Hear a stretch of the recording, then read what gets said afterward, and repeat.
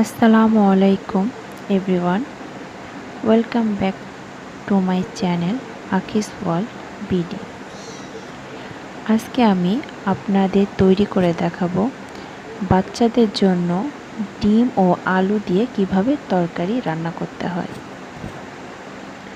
এই রেসিপিটি 1 বছর বয়সী বাচ্চা থেকে 5-6 বছর বয়সী বাচ্চাদের জন্য উপযোগী।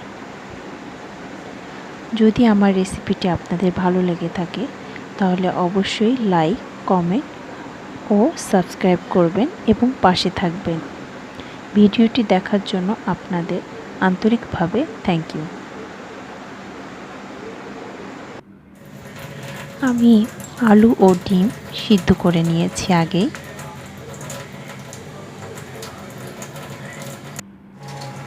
আমি ডিমটা খোসা ছাড়িয়ে নিয়েছি, আলুটাও খোসা ছাড়িয়ে নিয়েছি এবং ভেঙে নিয়েছি, চটকিয়ে নিয়েছি।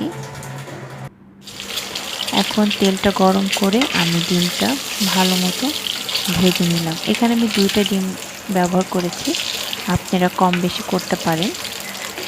আমি 2টা ডিম দিয়ে দেখাচ্ছি। এখন আমি ফ্রাই প্যান নিয়ে তাতে পেঁয়াজ কুচি দিয়ে দিয়েছি। পেঁয়াজটি এখন খুব ভালো করে নাড়তে হবে বাদামি রং না হওয়া পর্যন্ত। এর মধ্যে আমি তেজপাতা দিয়ে দিলাম, কয়েকটি এলাচ দিয়ে দিলাম, লবঙ্গ দেব কিছু, দিয়ে আমি ভেজে নেব ভালো করে। এই পর্যায়ে আমি লবণ দিয়ে দিচ্ছি। লবণটা আপনাদের টেস্ট অনুযায়ী দেবেন। যেহেতু বাচ্চাদের রান্না সেহেতু লবণটা খুব বেশি দিতে হবে না, সামান্যই লাগবে।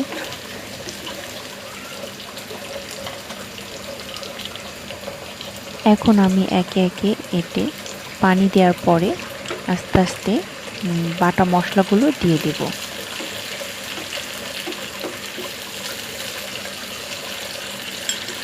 এই পর্যায়ে আমি পেঁয়াজ বাটা, জিরা বাটা, আদা রসুন বাটা সব দিয়ে খুব ভালো মতো কষিয়ে নেব।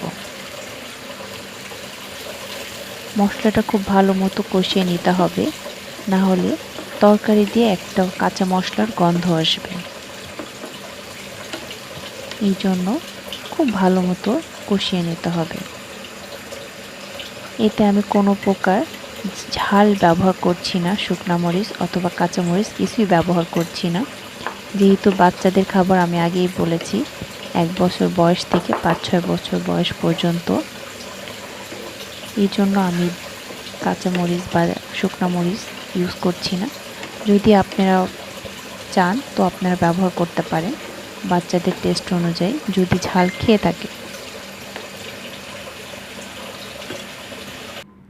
মশলাটা খুব ভালো মতো কষিয়ে নিয়েছি আমি, তেলটা উপরে ভেসে উঠেছে।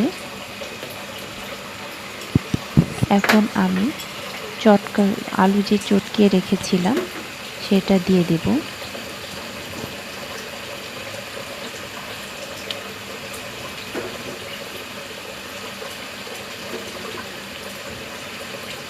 আমি যতটুকু আলু চটকিয়ে রেখেছিলাম সম্পূর্ণটাই দিয়ে দিলাম।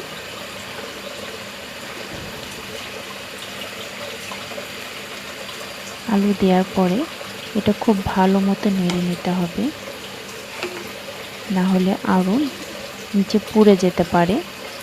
আর মশলার সাথে আলুটা খুব ভালো মতো মিশিয়ে দিতে হবে।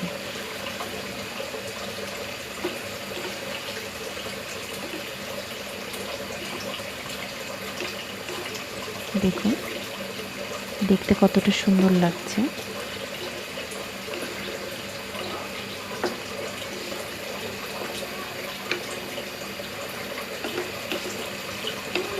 খুব ভালো মতো নেড়ে নিতে হবে। আমার হয়ে গিয়েছে আলুটা খুব ভালো মতো কষানো। এখন এই পর্যায়ে আমি ডিম দিয়ে দিচ্ছি। ডিম দিয়ে নেড়ে চেড়ে নেব যেন আলুর সাথে ডিমটা একটু মিশে যায়। এখন আমি পানি দিয়ে দিচ্ছি। পানি দিয়ে ভালো মতো নেড়ে নিব। নেড়ে নেওয়ার পরে আমরা 10-15 মিনিট অপেক্ষা করব তরকারিটা হওয়ার জন্য। এই পর্যায়ে দেখুন আমার তরকারিটা হয়ে গিয়েছে, একদম মাখা মাখা ভাব। আমি খুব বেশি শুকাবো না, যেহেতু আলু এমনি ঝোলটা আরও টেনে যাবে। দেখুন দেখতে কতটা সুস্বাদু টেস্ট লাগছে। আমার ভিডিওটি দেখার জন্য আপনাদের সকলকে ধন্যবাদ।